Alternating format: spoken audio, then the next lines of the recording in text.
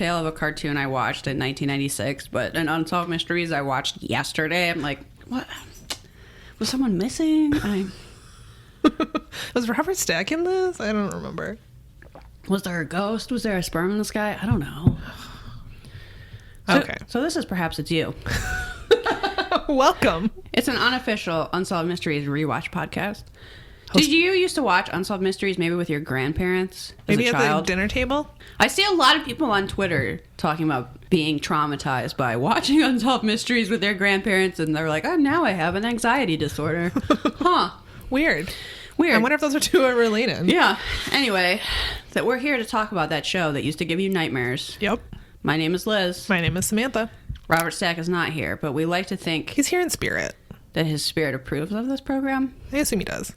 Why not? We have only but nice Except things when to we're say. making fun of his high-waisted pants like we did in the last episode. Why are they so high, though? I don't know. Why Just are they because you're so an old man does not mean your pants have to go up that high. Why are they so pleated? Why so many pleats? These are Is mysteries that that have going to never come been back solved. any minute, though? God, I don't know. Pleated pants for men. Let's hope not. I don't know. It all comes back.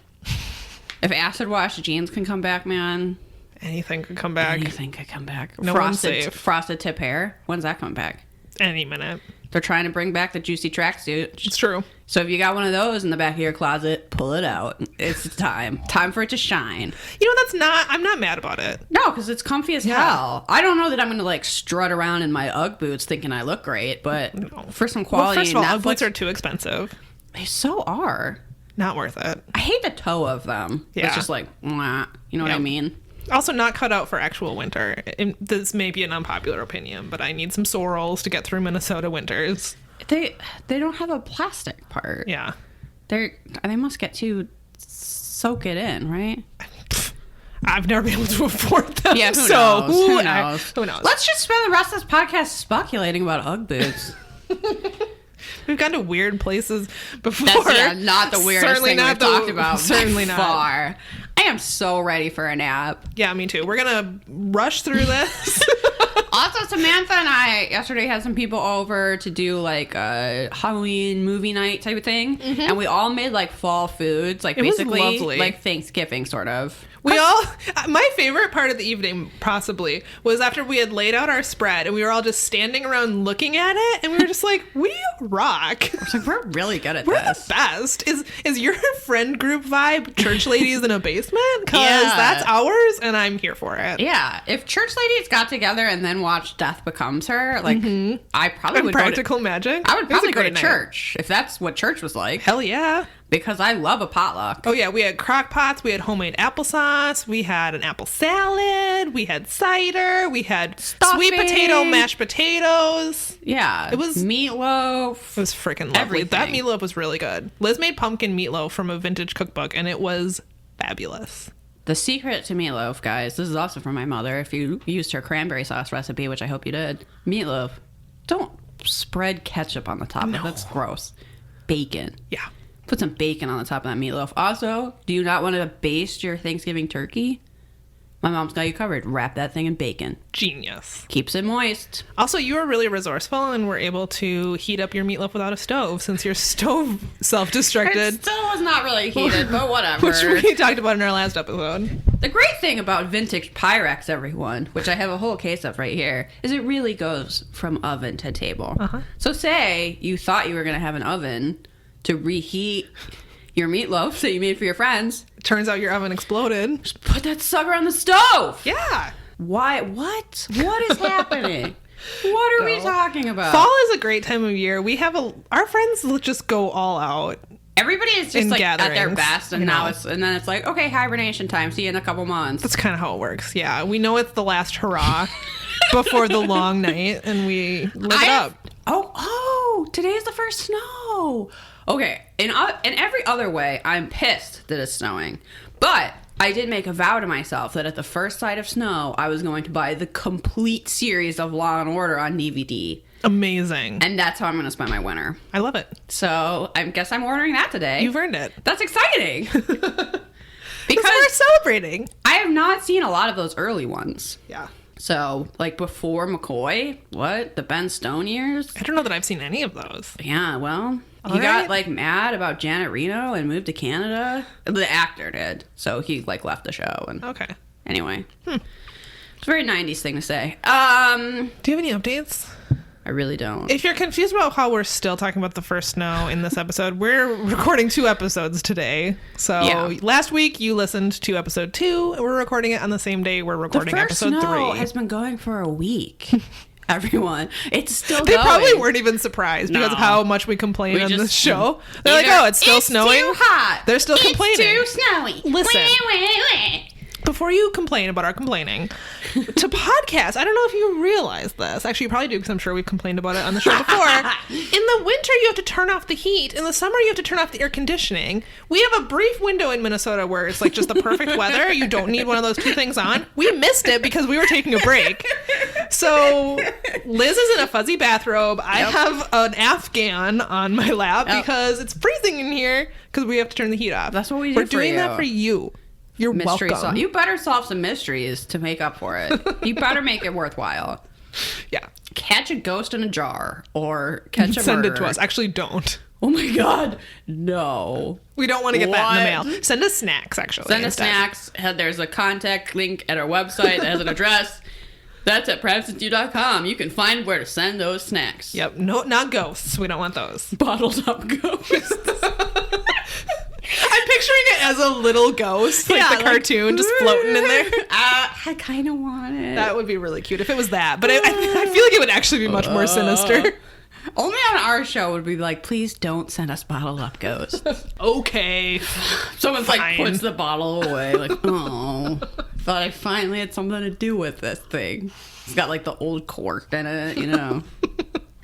All right. Should we get into this episode? We're listening. You're listening to us talk about an episode of Unsolved Mysteries we watched. With which our is eyeballs. Season 3, episode 3. Yes. And I have the first mystery, which is a wanted. This is another sweetheart swindler case, Yeah. which is a certain type of seductive con man who comes into a woman's life, makes them think they're in love, and then drains them of all their money. Do you think there's still sweetheart swindlers, or do you think they've all moved on to catfishing? Yeah, I mean, I guess maybe Is that catfishing kind of the is same thing? just a modern form of sweetheart swindling. Except do catfish people usually get any money out of it, or is it just for like I think so, yeah. weird laughs? Yeah, because if you watch like Dr. Phil, which occasionally you'll see profiles of like usually the same type of victim as in these sweetheart swindlers. It's like an older woman and someone online convinces them that they're in love, and then they'll do the whole thing where it's like, oh, I'm traveling in Europe and I can't get back. Will you wire me $5,000? Right. Like, and people do fall for that. So that is kind of sweetheart swindling. Like when you just asked me to wire you $5,000? Yeah, but I really need $5,000. Oh, well, that's different then. So this is the case of Edward Maynard. And before we begin, everybody has an accent, and I want you to speak in your own natural voice. But in this segment, we learned that Robert Stack says the word salon really weird. That was my note. He says it like French or something. Salon. We're talking about a hair salon, not like the salon where people in the Renaissance sat around and like talked about art. My only note We're on talking your about- case is the way Robert Stack says salon, capital LOL. It's bizarre. Yeah. Because it doesn't fit the rest of his enunciations. If only it would work if he was saying attaché case in the same sentence. Yeah. But otherwise, no. It's like, oh, she was a successful businesswoman. She owned a salon. Salon. Salon. Oh, ho, ho. Why is he saying it like I that? don't know. I don't understand. Anyway, look, have I been made fun of for the way I say words? Yes. So I probably shouldn't pick on him, but also... Belly. I didn't even mean that. I meant, all right, I'm going to say it. This is how I say the word button. What's wrong with that? Yeah, see, you're from the Midwest. Oh, okay. Like, that's how I say I it. say it like there's 2 D's in the middle of button. Oh, okay. All my T's are D's. It's fine. Whatever. I know. But whatever. I'm The sorry. world is ending. Who cares how someone says the word button? Or salon, I guess. Yeah, I guess. Yeah, I guess. Okay. So, this starts out where we see one of the victims is a successful hair salon owner that they're calling Catherine because she's Don't you mean embarrassed. hair salon? No, because I can't even do it right. I can't even do it the salon. You have to talk a little bit like Gaston or something. Yeah. That's what I feel like. No when one I say says that. salon like Gaston. Exactly. So, quote unquote, Catherine in September of 1968 met Maynard at a singles party. He was using the name Eric Kessler. What were singles parties like? See, yeah, they didn't have the apps. You had to like go to a place to meet people. Swipe. Yeah, you had to talk to them face to How face. awkward must that have been? Yeah, I can only. I mean, maybe it's just my introverted self. Like, I mean, I'd rather be talking to you through a screen, but no, it seems sounds awkward. like my waking nightmare. It sounds like a job interview for sex. Yeah. You have No to like thanks. go and network to find romantic love. Yeah. Ew. No, thank you. So you end up with people like this. Well, yeah. Also, yeah, people, like in anything, will try to take advantage. So, the shot of them is very classy, though. They're in these, like, overstuffed chairs. Oh, yeah. Having just a polite conversation about business. And the sweetheart swindler, going by Eric Kessler, claims to be a successful businessman who is staying in the area for a year. And she tells him about her salon business. And he's like, oh, it's such happenstance that we meet because I know of this great invention that could help you. So when they start interacting, it's not even romantic. It's like an investment for her. Sure. And the invention that he knows of is my favorite thing that's been on Unsolved Mysteries yet. Pretty sure. I actually remember very briefly when salons had these. So this is it. What he is telling her to invest in is a computerized video makeover. Oh, yeah. And she goes to the most like late 80s room you've ever seen, which is those sort of like gray but also neon pastels. Yeah. And a guy My pick for MVM is this guy. which we didn't have an MVM last episode. There were like no mustaches. Oh, yeah. There was just like There none. were a few caught mustaches in the very last segment. But they were just like unremarkable. Yeah, we didn't even talk about I forgot to mention that last time. If you're wondering where's the MVM, there just wasn't one. Yeah, I'm sorry. I'm sorry, there wasn't. But So, this guy, my pick. has, you know how Weird Al has that like super thick curly hair? Jet black, this guy has. Imagine, yeah, that hair type, but it's jet black and a mullet, but that mullet is super long. Uh-huh. And he's got a matching mustache. Yes. And he's sitting in a place that looks like it might His have been job is to give you a makeover Yeah. via a computer. And he's sitting in a place that looks like it might have been a set on Saved by the Bell. Or the Peach Pit from 90210. Yep. It has that kind of vibe. And he's showing her on a computer how you can put in a photo of someone and then edit it to make it look like they have different haircuts. Yeah. I honestly remember when very briefly salons had this and you could like see what you would look like with a really badly photoshopped version of like, this is what you would look like as a redhead. Like you can't fucking imagine it. Yeah, I don't understand. It's It like- was not good. Because the quality of it is so poor. There's no way that your imagination is worse than it being what like, this oh looks yeah, like." to show it like a little bit shorter, you just move this stylus here. It's just like, that's all you have to do? The video makeover is amazing. Yeah.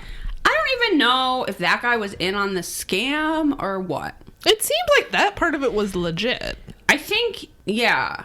We never get back to that, so No. I guess so. So anyway, she's really excited about the video makeover system and wants to invest in it. And they want to like bring it into department stores, and she's gonna like have it in her salon and other salons. I don't even know, but she needs money, so she goes to a wealthy friend and she gets a loan for $50,000. Like a lot. Just seemingly like it's nothing. Yeah. She like goes and she just tells her, it's like if I was like, oh, Samantha, I learned about this thing and it's so cool. If only I could invest. And then you were just like, oh, here's $50,000. Yeah. I'll write you a check right now. A good friend to have. I guess. So she's like, okay, because Eric Kessler is going to like pay it back later once they make the money off this investment. So the two of them go into business together. They have a business account that's in Catherine's name. He insists. So like, in theory, she has control of the finances. And when does it start getting romantic? Because it does. So a few days after that, he moves into the basement of her house so that they can work on the business together, which I don't understand that step at all, but it's still like not a romantic relationship. He's like, oh, we're going to be working so closely together. Doing what? Getting the video makeover to stores? I don't understand. That he needed to be in her basement. I guess the idea was that she was going to be at work at her hair salon all day. And when she came back, they could work in the basement? Why did he need to live there? I have no idea. There's a really great, like, they're like, oh, we got a phone business line. And it's just like the, I don't know, clunkiest landline phone. Oh, yeah. But hey, it was state of the art. Sure. So, I don't get what's appealing about this at all. That's why I started studying. Because it is baffling. When does he buy her the bed? Like, that is the creepiest thing. Yeah, no, that's what I was coming to and just going, what? Ew. So he moves into her basement. They're still not, like, dating or anything. And then they sort of skipped over the part where it got romantic. I think he tells her that he's fallen in love with her, and she's very charmed. And the gesture he makes of this is that he buys her a new bed. Oops. That he essentially is like, hey, baby, your bed is too small for all the banging we're going to be doing. So here's a king-size bed. And they, like, show this reenactment of her coming home and finding this bed. And even in the reenactment, she's like, oh. Okay. That is definitely a decision I would want to be included on. Yeah. Also, it seems like it took up the whole bedroom. I know. Like, I don't think that was a room that could hold a king-size bed. Yeah. I don't think that was a good decision. No. And it's also creepy as hell. Yeah. Don't do that. If you've been dating someone days, maybe don't buy them a bed. Ew. And even in the reenactment, he's like, yeah, this bed isn't big enough for us. Okay, so, yeah, this bed isn't big. She's like, oh. Okay. Thanks. Honey. But the thing is, he's, like, woven himself so into her life that it gets, like, harder and harder for her to stop. That's the ingenious part of it, is that she's not seeing him as a threat in any way, and he's already moved into her house. Right. So, and apparently there was 3 weeks in between him moving in and buying this bed. That's so soon. Yeah. And after that, you know, the snare is snared. Yeah, well, they describe it as depriving her of sleep.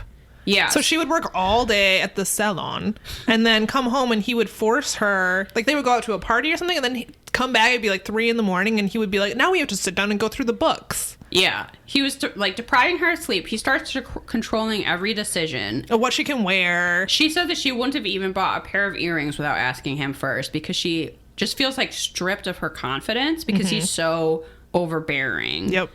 And they show this scene where he convinces her to lease a Cadillac with several expensive additions, and she's going like, wow, this is a ton of money. I don't think this is a good idea. It was like $450 a month, which is a lot today. Yeah, then would have been huge. That's like your mortgage or whatever.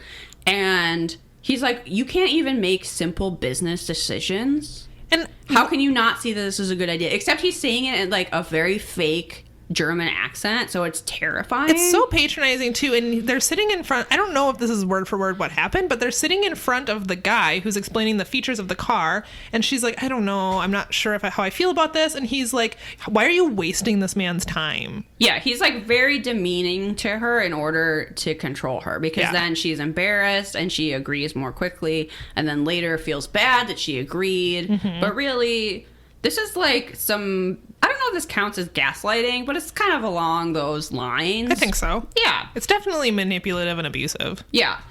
So he starts asking for large cash advances that were supposed to be going to, like, their business manager and all these other employees that she hadn't actually met. He's having her pay so many invoices that she has to put in $27,000 of her own money into the business, which I'm sure she couldn't afford. And it's at this point that she realizes he's a con artist. Yep. And when she confronts him about it, he's like, what are you going to do? Everything's been in your name. You've approved all of the decisions. It's your word against mine. Shady. So it says eventually Kessler ended the relationship and moved out. I think she just ran out of money. Yeah. So I she think was she no can- longer of use to him. I think she confronted him, but it was sort of kind of already too late, sadly. Like, Yeah. the money was gone. And he moves out. And then the day that he was supposed to repay that initial loan from her friend came, and she meets him at a bar. And she's like, what am I supposed to do? I'm supposed to go to my friend's house right now and write her a check for 50 grand. And he's like, yeah, just go do that. And she was like, well, I don't have 50 grand because you took all my money. And he's like, no, I'm getting a check by a special courier. And it's coming in the morning. And, like, just write it from the account. It'll be fine. And she was like, look, part of me knew this wasn't going to work. Yep. But I really needed it to work. Yeah. So I chose to believe it. So she goes, and they have this hilarious reenactment of her very slowly and nervously writing the check and, like, looking around. Like, oh, no, I don't really have $50,000. And then... whatever. So she gives her friend this check that's worthless, and she goes home, goes to sleep, and they show her being woken up in the morning by a call on her pink princess phone, which she picks up, and it's the bartender looking for the sweetheart swindler because he ran out on his $1,000 check. Yeah. And that's when she realized for sure that this money was never coming. Yeah. Also, he wrote her phone number down Yep. on his receipt. Yep. Dick move. Because, yeah, he could have written anything. You know what I mean? Like, he could have just made something up. 1, 2, 3, 4. Yeah, like, But no, he wrote her phone number. of course. Anyway, so in the end, she had lost $75,000. She was forced to go into bankruptcy. I know. She couldn't pay for her children's education. She had to sell her business and eventually moved out of state because she was so, like, humiliated and broken. And when she eventually, like, went and talked to the police, she found out that he was actually con man Edward Maynor, and he had done this to several other women. So the case first aired in September. Whoa, that was not. Where am I reading September? February 27th, 1991. And viewers' tips led authorities to Naples, Florida, where he was living under the alias Eric Kelly. He had recently been involved with a woman called quote unquote Anne, that he had persuaded her to loan him $15,000 and then left. He had done the same thing in San Antonio, and they show this reenactment where he's, like, screaming at this woman in a car, like, I need $500 right now! Like, way less suave. Yeah. And she basically gave it to him because she was scared for her life. And then ran. Yeah, and then was like, and then I never saw him again. Which, fair. Yep. So, after 4 days, viewers' tips got them to Houston, Texas, where he was at the time, and he was arrested by the FBI. However, he was released on bail, and he fled. Why is anyone surprised? Of course he did. He's not... Yeah. I realize most people released on bail show up. Most, like, the vast majority of people show up. These type of con men aren't coming. Like, their whole life is lying and scamming. Yeah. What do you think's going to happen? Yeah. So 3 years later... He fled and was fined for 3 years to keep doing whatever. He was eventually captured in Toledo, Ohio. He was sentenced to 7.5 years, served 5, and has since been released. Doesn't seem like enough. It really doesn't. Also, they show his actual picture. This man's face looks like it's made of pizza dough. I have to say, what really holds me back in this case, and I like that these sweethearts, they're always very sympathetic to the victims. They're not victim blamey, and I appreciate it. But I'm not going to fall for some old businessman. No thanks. Oh my god. Particularly one with a fake German accent who always sounds like he's yelling at me. Uh-huh. Nothing about this was romantic at all. But clearly he was good at picking his victims, and he's very manipulative, and he had worked out a system that worked, and he sounds like a douchebag. So if your mom is going to a singles party, Warn her. just say don't go for business. Just go for banging. Yeah. I like that advice. Look, if you're... Don't invest any money with people you meet at the singles thing. That's not what it's for. Yeah. Go and meet people. Don't and let them buy you a new bed to bang in. Your bed is fine. Your bed is fine, or go to the hotel, whatever. You have a car. But don't start writing people checks. Yeah, don't be paying people. That's where the problem is. Yeah. That's my advice to your mom. And the people she should be banging. That's right, your mom. Okay. That's that first case. Is this episode only Wanteds? What was the other one you have? Wanted. A Lost Love? I don't remember. This one's a Wanted, though. Yeah, it's 3 wanted and 1 missing person. Weird. Yeah. So at the beginning of this episode, Robert's text says Oh, something this one? Yeah. Oh! Be prepared for a lot of indecipherable, I know. angry screaming coming from I me. know. So Oh, I'm glad we're not this- bringing politics into this show I'm because glad- there's definitely nothing about this that has any relevance to today. I can't even like see straight. I'm already so angry. How could I? I pushed this out of my mind that this was in this episode because I don't want to deal with it. This is the quote from Robert Stack. The crime of rape, which content warning for this episode, you guys. Oh, for sure. For sure. Sexual assault, we're definitely going to be talking about it. I'm sorry. You may want to skip ahead if that's not something you want to hear.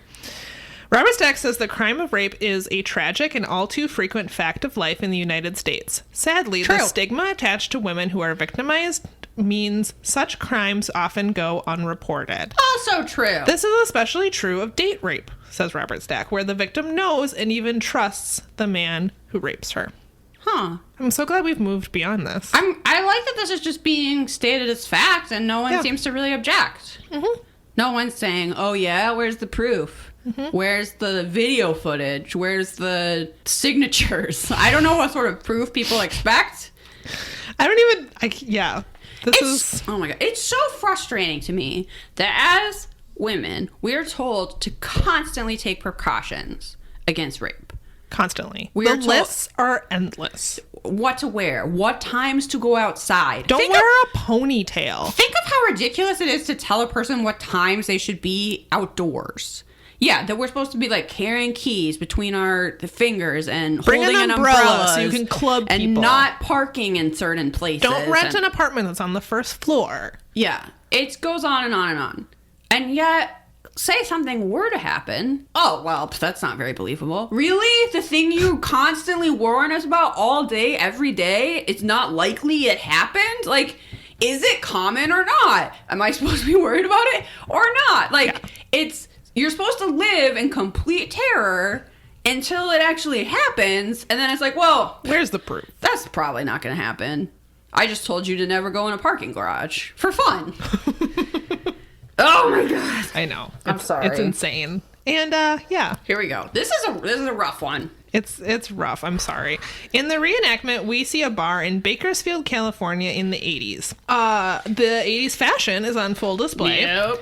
And it's good. That's the best part of it. We see Patty Roberts and Stephanie Phillips, that's not their real names, they're shooting pool when they are approached by a friend of Stephanie's who introduces them to his companion, Dr. Kenneth Frank. Garbage. Dr. Kenneth Frank. I absolutely hate this man. And also, he's wearing the worst glasses I've ever seen. Oh my God, they're awful. They are, the larger glasses that were in style at the time. But then at the top is like so thick. The like bridge part over the nose is just like, I don't understand really how they are not thick. Constantly falling down his nose. And maybe they look are. So heavy. Yeah. And it's the best part about him, but they're the worst glasses I've ever seen. So the four of them go get drinks together and sit around talking. Patty felt that Dr. Frank was a kind and interesting man. When she told him that she was going to school to be a dental assistant, he said that he could help her get a job. See, again, no business. Don't bring business into it. It's not her fault, of course, at all, but it's just... So, yeah, Patty... It makes him seem less creepy, right? Like, he's true. saying he's interested in her, like, professionally. Mm-hmm. And that's, like... It takes that seems legit. She's, like, not on guard because of that. So, Patty excuses herself to go to the bathroom, and this I don't understand. When she came back a few minutes later, Stephanie and the other two friends had left, leaving her alone with Dr. Frank. Where did they go? Her friends suck. Yeah. Again, not their fault, but who just does that? And I think part of it too is like, okay, he's a doctor, so like, why wouldn't we trust doctors? See, I made a note, like, we revere doctors too much. Yeah. And so she's like, oh, a doctor. Yeah. Like, and then everybody just like instantly trusts him. I know. So I don't know where they went. That's never mentioned. But her friends are terrible. I would never do that. No. How long was she in the fucking bathroom? They all just left her? They were like, oh, it's getting late. Bye. Yeah. And so like, I realize this is a different time. But it's like, it's baffling to me. It's also ridiculous that we're like, oh, but obviously I would always go with a bodyguard. Yeah. It's like, not acceptable. Like, but we should be able to go to a bar by ourselves. But like, I never would. And all my friends would never. And you wouldn't just leave your friend there and not even tell her you were leaving. With someone you just met. Like, unless she's, like, cool with it. Yeah, they didn't even ask her. No, they just disappeared while she was in the bathroom. I mean, I'm assuming that someone wanted to go get laid. Probably. And they were like, well... But check in first. Be like, yeah. Do you mind if I go get laid? Are you cool? Yeah, that would have been the right thing to do. Yeah. Because it doesn't seem like she had another ride home. No. It's so she shitty. actually specifically did not have another ride home. So shitty.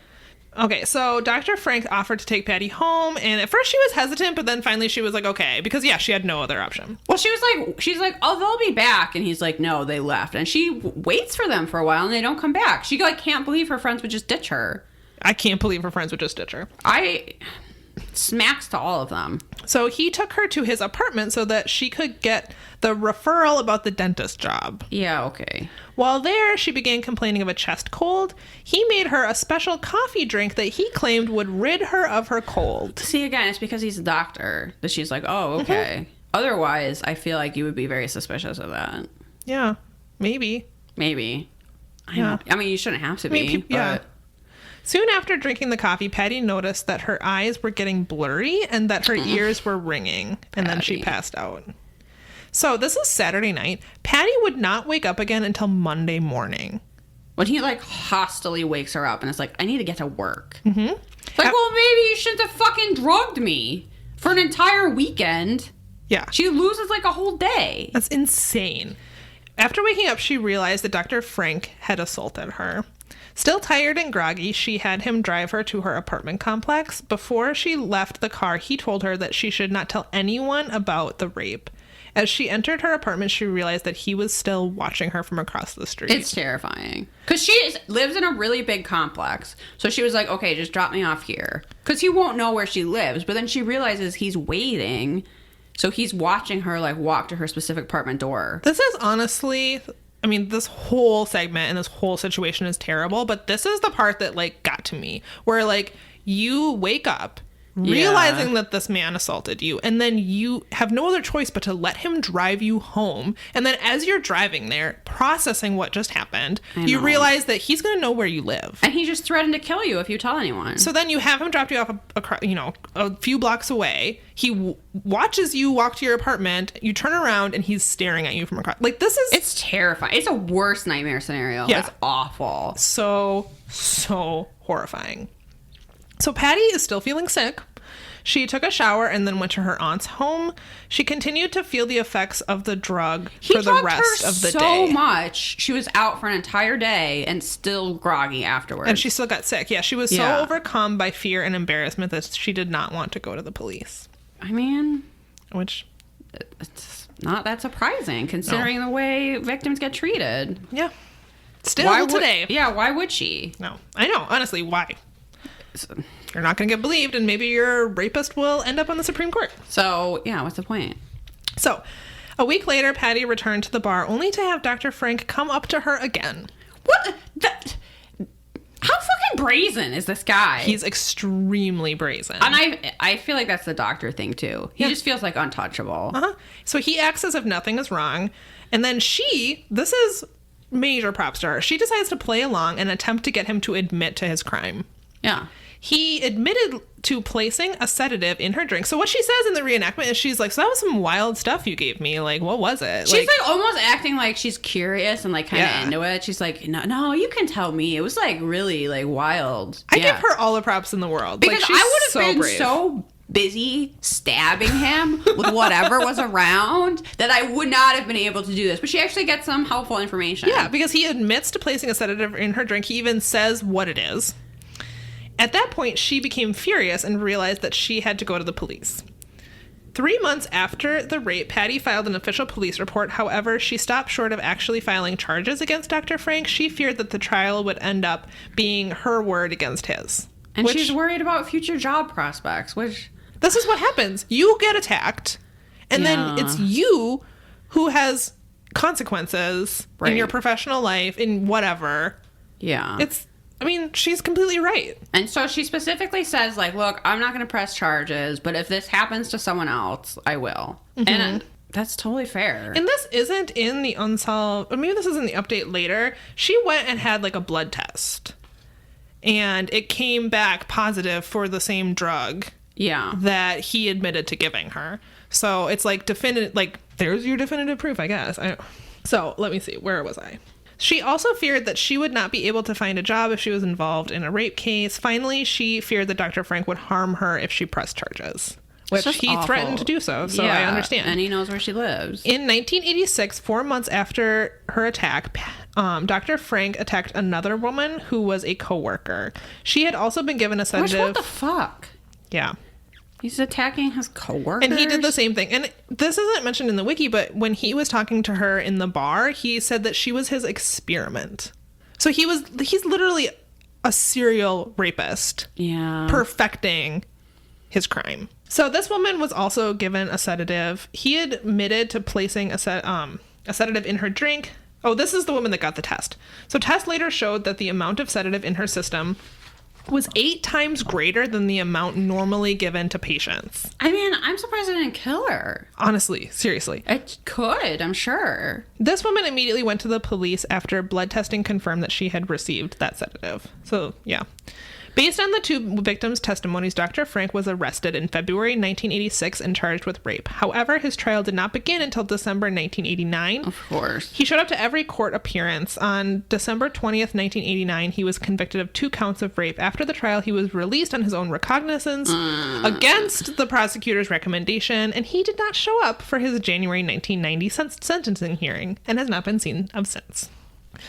So the result is that he was captured. In December 2004, an FBI agent working with Interpol located Dr. Frank near Tel Aviv, Israel. However, due to international legal issues, he was not arrested until January 26, 2006. So how long was he free? Since he escaped in 1990 and he was arrested in 2006. Oh my God. During his time on the run, he had married and started practicing medicine in Israel under the assumed name. I'm not even going to try and pronounce it. Okay. He was returned to California and sentenced to 12 years in prison. He has since been released. So he was sentenced to less years and he was on the run. Mm-hmm. He was still practicing medicine and he was probably still assaulting women. Oh, definitely. I'm not in favor of the death penalty, but if this went down anything like the way they said it went down, I am in favor of skinning this man alive. For sure. Yeah. Mm-hmm. That's, I think, what he deserves, not 12 years in prison. Yeah, and the ability to start a new life in a different country. Yeah, no. Mm-mm. Skin your local rapist. Agreed. Okay. Moving on. So sorry about that one. That was rough. It's rough, and it's really not. And it's doubly rough because nothing has changed. Yeah, exactly. It just stirs up a lot of emotions because it is such a callous, horrible case, and... Yeah. To prey on people so deliberately is really terrifying. Mm-hmm. Whew. All right, this is kind of a sad one. This is a missing persons. It is the case of Dan Wilson. He was from Spokane, Washington, and it's from August 24th, 1986. So Dan Wilson, he divorced his wife that year, but he remained close because he had 2 young children, and he visited them pretty often. In 87, he he divorced his wife in 86, and then in 87, he suffered from a nervous breakdown, which was possibly linked with his divorce and not coping very well. But by the summer of 88, it sort of seems like he was back on track. Mm-hmm. He was medicated. He had been medicated and was off his medication. Like, people thought he was doing really well. So by June of 88, he was working at the ACSC Machine Tool Company in Spokane, and everything had been fine. Like, he was good at his job and they liked him. But then on August 24th, for no reason, he kind of like snapped and just had like this weird outburst where he was yelling at a supervisor about like things that didn't really make sense. Yeah, he was very paranoid, the things he was saying. Like, I know you people are watching me, like... Yeah, like a supervisor like came by and didn't even say something that critical and was like, you're always here disrupting my work and I know what you guys are saying about me behind, like... And the guy was like, whoa, like, where is this coming from? Yeah. So the way they say it is that his work was concerned for him and like said, take all the time you need. And I was kind of like, sure that's how it went down. I'm sure they were like, oh, we're just worried about poor old Dan. We hope he... I don't know if they like... We hope he gets the help he needs. Yeah, I don't know if they kind of fired him or he was just told to take leave without pay or whatever. So he had like yelled at his foreman. And he left work around 11 after this outburst. He is not seen again. Yes. 2 days after that, his neighbors have noticed that his sprinklers have been on the whole time, so they just turn them off. And they're like, it didn't occur to them that anything was wrong. I was like, it would never occur to me to go in my neighbor's yard and turn off their sprinklers. Like, even if they had been on for 2 months, I'd just be like, wow. I mean, that would occur to me, but that's only because I'm concerned about water sustainability. I would be like, what the fuck? I think it would bother me, but I'm not sure I would actually do anything about it. I certainly wouldn't just go on someone's yard.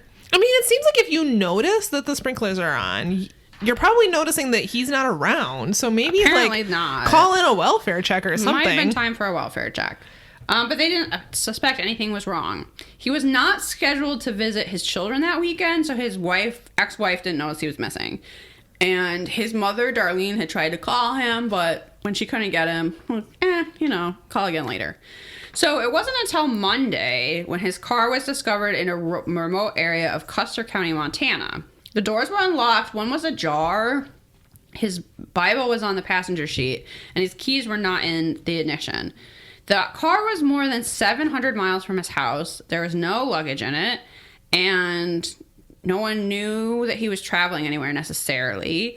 They searched the area, but they didn't find anything. So Dan's family, who seemed really nice, and yeah, I don't know, they reported him missing. They were concerned about him. 2 of his cousins traveled to Montana to try to figure out what happened to him. His cousin Glenda had visited him at his house 2 days before he vanished. She had noticed that things were sort of in a disarray, and that was not usual for him. I mean, if you come to my house and things are in a disarray, then you know everything's fine, but come to Liz's house, everything's neat and tidy. You're and like, when? What happened? What happened? And then he just seemed sort of agitated and tired, so maybe he, mentally wasn't doing well, but I don't know. It's kind of one of those things you look back on and you go, oh, maybe that was a sign of something, but not necessarily. He said it was just stress from work. Before she left, she suggested that he take some time off to visit his relatives in Longmont, Colorado. So it's possible that that's where he had been going, and that's why he was far from his house. They seem to assume that was where he was going. Yeah. Because they said that where they found his car was off the route, but no one actually knows where he was trying to go. Yeah, I find it weird that they're like, oh, we don't know why his car was here, but also he was probably trying to visit his relatives, but also this isn't really on the way. Yeah. It's all speculation. No one really knows. So, they think he was going to visit his relatives, but it's not like his relatives knew he was coming, also. Yeah. So it would have been a surprise. I actually don't feel like that's really related, probably. I don't think that's where he was going. He normally took Route 90 south past Billings to get there, but he was on Route 94. So it was not even the same road. Also, he was known to pick up hitchhikers, so that caused some concern. Everyone picked up hitchhikers back then. Yeah, my grandfather hitchhiked all the time. Yeah. He's he hitchhiked across this entire country. He used to ride the rails.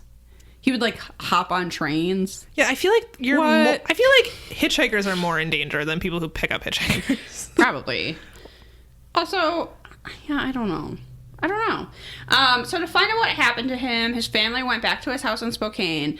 And it was more in disarray than when his cousin had been there. But also, his luggage was still there. His clothes were still there. The cash was there. His last uncashed paycheck was still there. Yeah, it didn't seem like he was going on a trip. He hadn't brought his toothbrush. He hadn't, brought anything. He just got in a car. That's not how you go visit your relatives. It's not how I go visit my relatives. Hey, I brought nothing with me. Also, a mechanic determined that there was a carbon monoxide leak in his muffler, which may have explained the agitation and tiredness and why he was acting unusually. Yeah, carbon monoxide is no joke. I ask everyone, please stop this podcast right now. Check your carbon monoxide detector. Mm-hmm. Test it on a regular basis. Make sure your batteries are up to date. I'm going to say this triple if you rent. Mm-hmm. Your landlord is not taking care of you. No. Test them. All of them should have a little thing you can push to test. Make sure that you have your shit up to date. Yeah, because that shit is terrifying. Mm-hmm.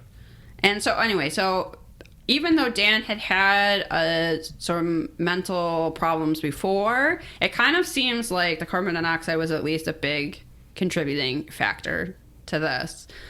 Because, yeah, it can cause fatigue, changes in personality, confusion, and memory loss. Because, yeah, a large... We're no expert on carbon monoxide, but my understanding is a large dose can cause nausea and a lot of acute symptoms. But if you just get a small amount of carbon monoxide, like every day, it can cause a lot of problems that'll sneak up on you and that probably won't cause immediate alarm. Right. It'll just be like you're fatigued all the time. Happening. You don't know why. And yeah, it can cause these mental changes. And especially if he had some mental health issues in the past, right. Something like this could only aggravate it, I would think. Oof. It's really scary. Yeah. So, of course, Dan's family thinks he might be suffering from amnesia. Of course. And that he could be somewhere in Montana. They blanketed the state with missing persons flyers. And in November of 88, they received a response, which a homeless shelter in Billings had a desk register that someone had signed in as Dan Wilson. It's not that uncommon of a name. Dan Wilson is, not a unique name. So they fly there to go talk to this homeless shelter based just on that. Yeah. And bring pictures of him. And then they're like, oh, yeah, I've seen this guy. Lots of guys look like that. Yeah, I don't... And we all know, we've talked about eyewitness anyway. Like, and also, they want to have seen him. Right. Like, they want... This little old lady is showing up at the homeless family saying, have you seen my son? Do they want to be like, nope, not him? Like, not consciously. Right. But they don't want to crush her and be like, no, he's probably dead. They're like, oh, yeah, I've seen him. He's out there somewhere, and he loves you, and he's fine. He just has amnesia. Like, that's the happiest scenario at this point, because it's been months that he's missing. Yeah, that's a good point. Like, I don't know if you call that confirmation bias or whatever, but you would want to say, like, oh, yeah, he's been in here. Like, don't worry about it. And just we're going to find him. Showing someone a picture is not very reliable. Because, yes, you've seen him. You just saw a picture of him. And our minds can conjure up all kinds of memories that aren't accurate. So, unfortunately. And we'll hear what the update is, and it'll all make sense as well. So, the police were sort of looking into whether he had voluntarily disappeared. With what? With nothing? With the clothes on his back? He started a new life. And his cousin was like, I realized he was going through some hard times, but there's no way he would have just left his children. He would have at least brought his money. Like, why didn't he cash his last paycheck? Yeah, I don't know why they always entertain that possibility, but I feel like in this one, it particularly makes no sense. So at first, his cousin Darlene was worried that he was attacked by a hitchhiker, but now she thinks that it was really the carbon monoxide poisoning. Now, unfortunately, there was an update. This was solved. It somehow took until September 1997, but Dan's remains were found about 5 miles from his car, and the positive identification had been made through dental records. It seems like he wandered off and died of exposure. So sad. It's just, the car's just in a like random part of the road. There's like no real reason to pull off there. I really do think it's the carbon monoxide. Yeah. And he ended up just wandering out and dying alone. So terrible. It's really, really terrible. This is a sad episode, you guys. It's really, really terrible. And Dan had a very strange mustache. Yes. Not to speak ill of the dead, but it was strange. Patchy. Very That's short. How I describe it. Not covering very much of the lip. Like, yeah. Like a wide Hitler mustache, but patchier. Mm-hmm. It was weird. Like it doesn't go all the way to the edges of the lip. Yeah. I called it the worst. I understand, and I'm sure the pressure to have a mustache was great back then. It must have been. You wanted to have a big Burt Reynolds stash, and if you couldn't grow one, maybe you tried anyway, and it didn't work out. I mean, I'm sorry, Dan. I'm sorry to R.I.P. point that. That's a really tragic case. Please, please, please check your carbon monoxide detectors. I don't think mufflers leaking into cars. I don't think that's as big of a problem. Is the problem it used to be. Cars have a lot more parts and stuff going on than they used to, but yikes, it's just freaky. You can't smell it. It's not like natural gas, so it's deadly. Okay, so our next one is another wanted, and this is a hometown case. Yes, it is. I'm hoping Samantha and I in the future travel to the past, and this is us. Yeah, for sure. Okay, so but I do have a question about this mystery, and that is, why is there this weird music playing in the background of this segment? It's like 80s dance music. I don't understand. It makes it seem really... maybe that's part of why I was like, oh, this is us, because it seems really fun. It does seem really fun. So, an armed gang has been targeting several armored car companies in Minnesota and Maryland.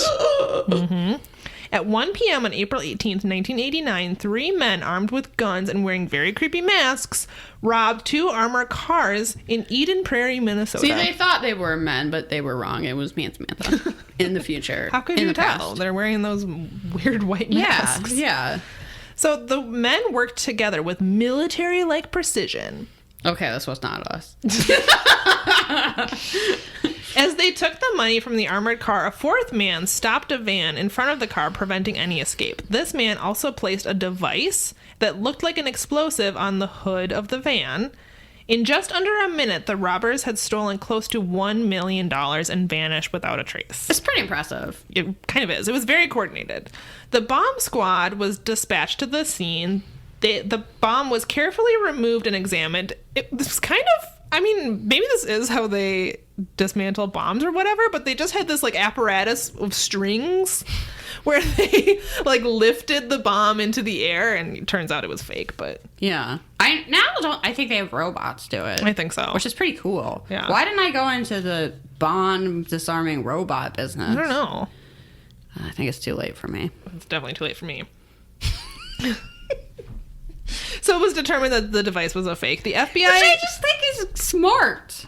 It was smart. So the FBI linked this phony bomb to a similar device used in a Baltimore, Maryland robbery 3 years earlier. Basically, what they said was the bomb was a very clever delay tactic, which it must have taken forever to string up those strings and lift it into the air and figure out it was fake. They're so concerned about the bomb that the robbers are getting away. Yeah, exactly. So in the heist, the thieves made off with over $600,000. That was the Baltimore, Maryland one. The FBI concluded that both robberies were committed by the same gang. I love that they're calling them a gang. What should we do with our $600,000, Samantha? Make a capybara ranch? You're right. Go on. So in the robberies, the gang effectively covered their tracks. The vehicles they used had been stolen, wiped clean of fingerprints and other evidence, and then abandoned. 1 year after the Eden Prairie robbery, the gang struck again. On March 27, 1990, and just when you're imagining the reenactment, just also imagine thumping dance music in the background. Because that's how this segment went. That's never been, they've never done that before. It was a good time. Yeah, it was crazy. So, March 27, 1990, they went after an armored car in Burnsville, Minnesota. Shout out Burnsville. Just 10 miles away from the last robbery. As one Brinks guard waited in the cab, that's the company, the other made a cash pickup at a local bank. As the second guard went in towards the bank, 2 of the robbers approached him and ordered him to the ground. The driver noticed this occurring and then saw a white van pull up in front of him. The driver of the white van began firing at the armored car, which, it's armored. I don't know what you're trying to accomplish. Yeah, that's not going to work. Bad plan. The driver decided to flee, which, wouldn't you just stay in the armored van? I would. This is like when people shoot at Superman and it doesn't work, and then they just, like, throw their gun at him. What's the point? Yeah. Like, I have to imagine that those armored vans also have pretty advanced locking mechanisms, wouldn't you think? I would. So someone can't just come up and open the door? That would defeat the purpose. Why wouldn't you just stay? I don't know. I'm not an armored van driver. I don't know. Ooh. Should I become an armored van driver? Oh, he started... Okay, I'm obviously already forgetting how this went down. He didn't flee on foot. He tried to flee in the vehicle, and he hit the white van. Oh. So, yes, I watched this yesterday. Yes, I already forgot what happened. That's fine. So the white van's driver fired several times at the Brinks driver, but missed, which doesn't even matter if he had hit it. It was armored. Yeah. Anyway, the Brinks driver circled around to see if his partner was okay. Confirming that his partner was uninjured, he drove over and struck the gang's other vehicle. Despite the collision, the gang still managed to get away. Fortunately, no one was injured. Can we name our capybara ranch Wolfgang von Snowden? Sure, or we can name a capybara Wolfgang von Snowden. And then put a fake mustache on? Heck yeah! That's required. All of them wear fake mustaches at all times. It's gonna be really. Like, this is Sheriff Pat Garrett. It's gonna be really hard. This to is enforce. Melvin Belly. Belly.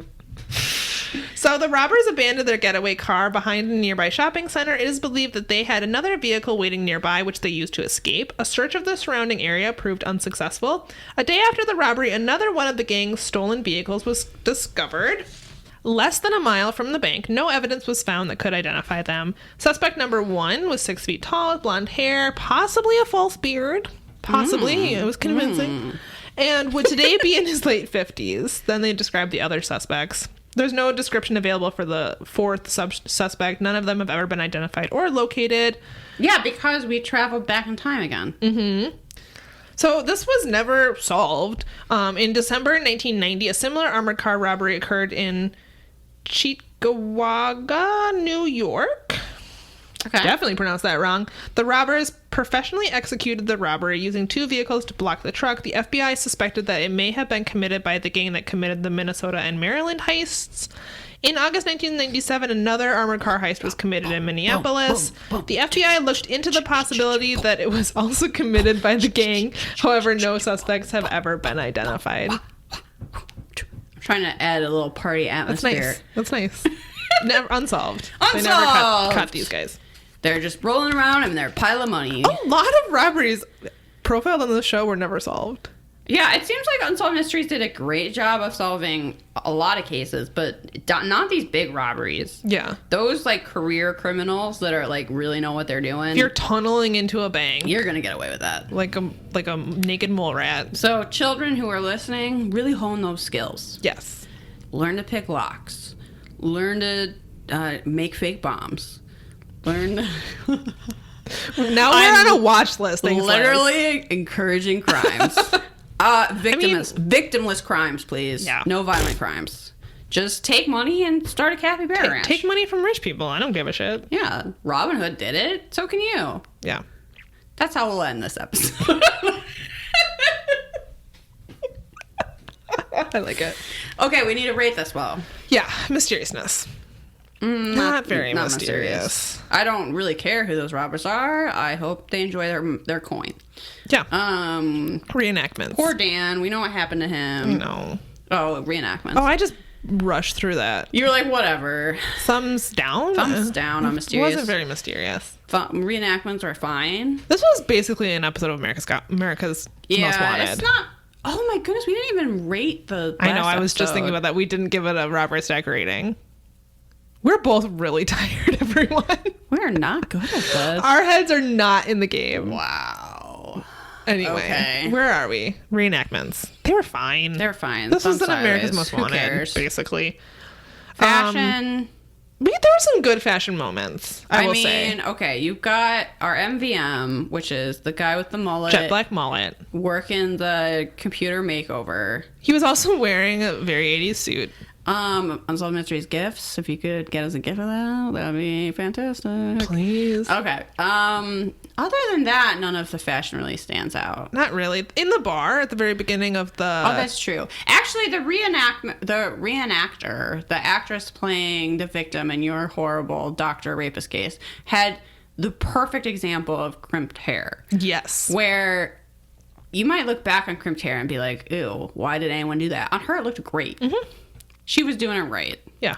So it was hard to get that right, but she did a good job. I mean, did a team of professionals work for 3 hours? Probably, but it looked fantastic. Crimping every strand of hair. So I guess thumbs up. Yeah. I mean, the computer makeover reenactment thing is honestly one of my favorite things I've ever seen in my life. It's just pure, unadulterated cheesiness of something that people really thought looked cool and good. Yep. Like, it's so pure and unironic, and I just don't know that we can ever get back to that place. I know.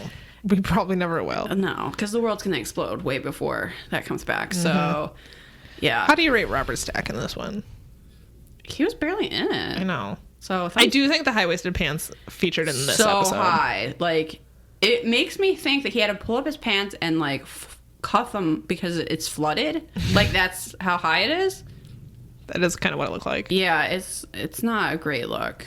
So, yeah, maybe it was Sideways. Yeah. Anyway. Yeah. Maybe we should rate both of these episodes. Yeah, I cannot believe we spaced on that. I must have been babbling about on our something. Robert Stack rating system. The last one was okay.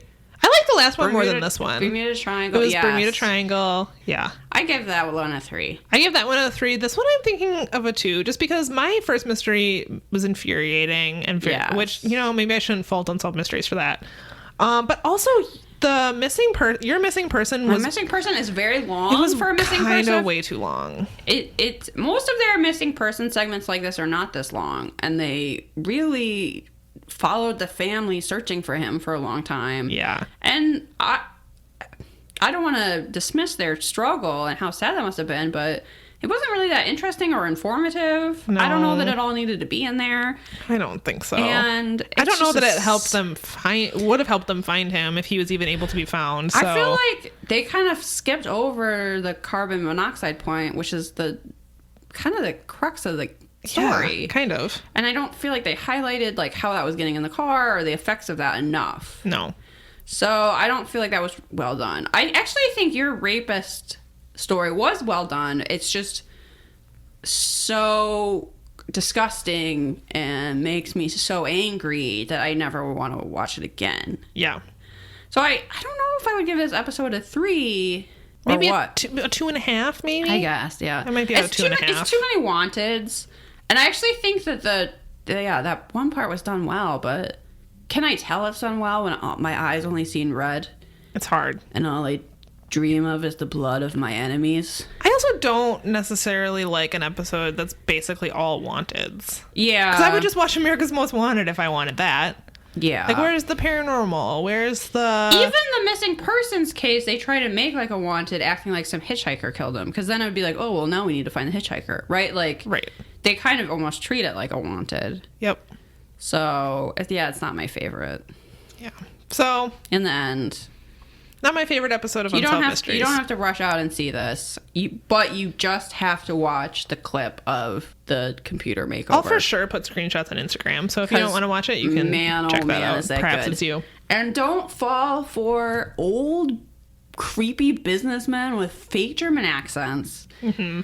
Ew. There's a lesson. Gross. Just bone them. If you want to bone them, that's fine. I mean, just don't give them money. Teach their own. Yeah, if that's what you're into, fine. We're just saying don't give them money. Yeah. When they need $50,000. Definitely don't give them $50,000. If they need $10 to get home, fine. Yeah, to get them out. But yeah, to get them an Uber to go home. Okay. When they ask for $50,000, tell them to go to the bank. Mm-hmm. Say, you're a white man. Surely the bank will give you a loan. Yeah. Yeah. And that's exactly how I want you to say it. Okay. This is the part of the show where we do recommendations. Yep. What do you got? I was hard pressed to think of recommendations this morning. Same. Is that why I talked about cranberry sauce last episode? I stand by that. We've recommended Stranger Things. You should make your own cranberry sauce. But it also occurred to me that I bought something cool for the Halloweeny season, which is, oh no, I fell down. This robe. Ooh. I have a velvet black robe in my hand that on the back has a giant jack-o'-lantern face. Also out of velvet. I love that the orange. nose of the jack-o'-lantern is an upside-down heart. I know. Where did you get that? Huge. Well, that's my recommendation. Ho, ho, ho, ho.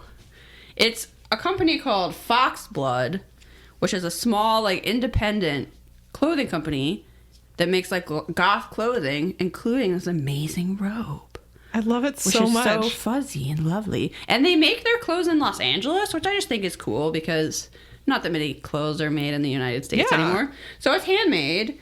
And I wore this to like a drag thing and it felt, super appropriate. I'll probably wear this like all year round, honestly.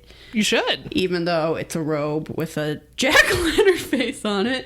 I just think it's really cool. Halloween is a lifestyle. It kind of is. For me, anyway. I really like it. So, yeah, I would say... What other stuff can you find on their website? Basically anything black. Okay. Any sort of... it's pretty much women's clothing. Yeah. But any sort of, like, black asymmetrical tunic you've ever wanted in any style, I like it. Lots of dresses, other things. They don't have like a huge selection because I think they're just making it all themselves, but I think that's really cool. That is super cool. Yeah. Something I want to support. I think it's something I just randomly saw on Instagram and went, there goes my money. Just fly that emoji of your money just flying away. I can relate. Where I was like, well, I am going to need... I think... I do have a problem with retailers are calling like any kind of robe a kimono. What? You know what I mean? Have you seen that? Yes. And it's like, yeah, you're right. That's not a kimono. No. It's just a robe. It's just a fancy robe. I mean, I get that you're supposed to wear this like outside of the house. Though, will I definitely lounge around inside the house in this? Yes. I get that it's not a bathrobe. But still, that it's not doesn't make it a kimono. Which is a specific thing. Yeah. White people. Anyway, that's my recommendation. Fox Blood. All right. Out of Los Angeles. I'm recommending a book that I actually have right here. Ooh. It is the book, it's relatively new. It's called I'm Afraid of Men by Vivek Shraya. I love the title. So Vivek Shraya is a trans woman, and I've heard this book described as a manifesto, which I kind of love. It wasn't, to my knowledge, the author hasn't called it that, and it wasn't on like the Goodreads page, but I heard about this book via a booktuber I watched. I can't remember which one now, but someone on YouTube was talking about this book. Okay. Giving rave reviews. It's a super short book. You could read it in one sitting. I did. It is a series of letters that Vivek has written to various men that she's interacted with throughout her life, and it kind of details some interactions she's had when she was a boy, and then when she was became a woman. Uh-huh. It's funny, it's insightful, it's heartbreaking. I really recommend everyone read it. It's so good. She talks about, which I think is a really important thing to talk about, which is how she experienced masculinity throughout her life. Okay. So how she was basically not masculine enough when she was a boy, and then too masculine now that she's a woman. And, you know, she talks about Twitter interactions she's had with men, interactions she had when she was a boy, being, you know, bullied and things like that. It's really good. It's funny. And I can read you the little blurb in the inside of the book. Yeah. A trans artist explores how masculinity was imposed on her as a boy and continues to haunt her as a girl, and how we might reimagine gender in the 21st century. Vivek Shraya has reasons to be afraid. Throughout her life, she's endured acts of cruelty and aggression for being too feminine as a boy and not feminine enough as a girl. In order to survive childhood, she had to learn to convincingly perform masculinity. As an adult, she makes daily compromises to steel herself against everything from verbal attacks to heartbreak. Now, with raw honesty, Shraya delivers an important record of the cumulative damage caused by misogyny, homophobia, and transphobia. It's really good. I really, really like it. I need to see if she has written other things. I'm pretty sure she has. I think she might be a professor, but I'm not totally sure. Anyway, it's really, really good. A quick read. Sounds great. Yeah, I like it. I'm recommending it. The title alone, come on. The title is killer. Yeah. And I love the like graphic of the book cover and everything. Yeah, it's so good. It's a whole thing. I love it. When I was talking last episode about the Twin Cities Zine Fest, like you hear people make fun of the concept of safe spaces, which is, it's ridiculous that you would make fun of people for wanting to feel safe. Yep. But the Twin Cities Zine Fest is like very interested in creating a safe space. And I have to say that was the most like happy, comfortable environment I have ever been in, where like everybody was expressing gender however they wanted to. And they felt free and safe to do so. It just was like so relaxed and nice, and everybody was in such a good mood and was so friendly and like was queer and had a mohawk and was just living their best life. And I was like, why can't the whole world be like this? I was like, this is the future we could have if we just let it. If we just let people be. This is how everything, because like I've never seen people happier or friendlier. No. And I heard a story that some old man was like in an elevator. He's like, I gotta get out of here. They're worshiping Satan upstairs. And I was like, perfect. Yes. So I have to read that book. It sounds you great. You can borrow it. I've already read it. Okay. In fact, I brought it because I thought you might want to borrow it. No, thank you. So I'll just leave it here. Perfect. All this right. all works out for me. Should we plug our shit? Yes. We are on Facebook, Instagram, Twitter. Perhaps it's you. You can email us. Perhaps it's youpodcast@gmail.com if you have a paranormal tale or you just want to tell us how awesome we are. We'll take it. We only accept 5-star reviews. Please rate us on Apple Podcasts. We would really appreciate it. We need those reviews. We need those ego boosts. It helps our ego and it also helps the algorithm, so everyone wins. Yeah. And what else? Patreon.com/perhapsit'syou is where you can toss a little bit of money our way and get some extra stuff, including bonus content. We're watching SVU this month. I'm so excited. Super excited. We just did the TV show Millennium. We've done Occult Crimes. We've done Kitchen Nightmares. Which makes total sense. We've done The Ghost Report. We've done, some Unsolved Mysteries adjacent things. Yep. And we'll continue to do so every month. And if you just toss us a little bit of money, you will get to listen to those episodes. Yeah. And I think that's pretty much all we have. Oh, thanks, 5 listeners. We love you. We love you. Go check your carbon monoxide detectors. Bye. And also solve mysteries. Bye.